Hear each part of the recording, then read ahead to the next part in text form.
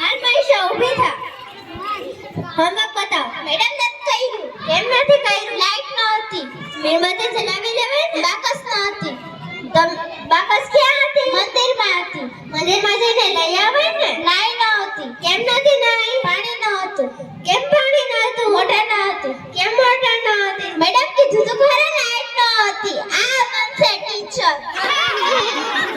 હાલાયા તું ઊભી થા. મને કેવી વાત કે 1869 માં શું થયું હતું? ગાંધીજીનું જન્મ થયું હતું. Very good. હવે બીજા પ્રશ્નનો જવાબ આપ કે 1872 માં શું થયું હતું? ગાંધીજી 3 વર્ષના થયા હતા. અરે બેટા નીચે બેસ.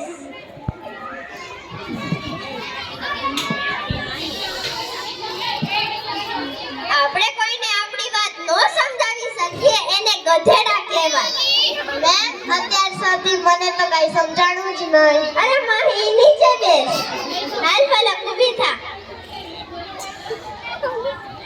મને કેવી ચકલીનું નામ બતાવ કે જે સૌથી ફાસ્ટ ઉડે છે? ટીચર આખી. અરે પલક નીચે બેસ. હાલ રુદ્રેશ ઊભો થા. હોમવર્ક બતાવ. નથી કર્યું. કેમ નથી કર્યું? લાઈટ નહોતી. પાછી આવી જ નહીં? આવી હતી તો કરી લેવાય ને. પણ પાછી વહી ગઈ. તો પાછી આવી જ નથી? ના સર, આવી હતી પણ એવી બીકથી હોમવર્ક ન કરું લાઈટ પાછી ન વહી જાય. અરે રુદ્રેશ નીચે બેસ. હાલ ફેઝલ ઊભો થા.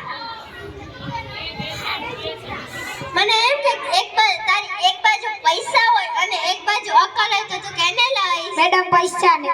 પૈસા કેમ? અરે મેડમ જેને જેની જરૂર હોય એ જ લે ને.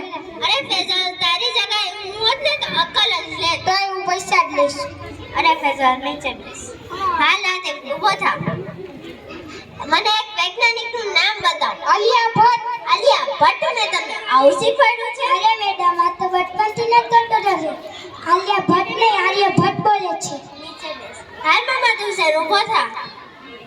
જો તને યમરાજ લેવા આવે તો તું સ્વર્ગમાં જવાનું પસંદ કરીશ કે નર્કમાં? અરે મેડમ હું તો યમરાજને કહું મારું મોબાઈલ ને ચાર્જિંગ એ લઈ દ્યો તો પછી હું સ્વર્ગમાં જાઉં કે નર્કમાં જાઉં કઈ ફરક પડતો નથી.